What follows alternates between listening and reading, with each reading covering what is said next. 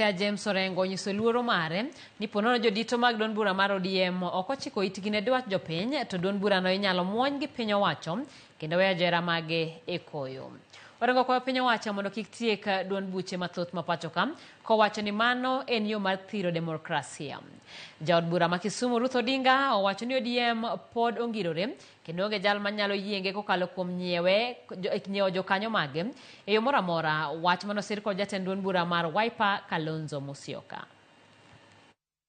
You as Kenyans, that ODM will remain strong, ODM will remain united, and ODM will remain one.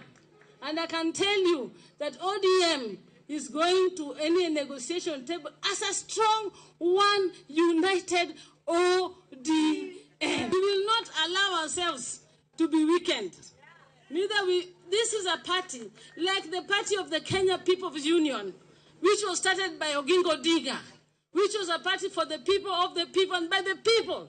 And so that is the same tenet of which we have ODM. Let us not kill political parties.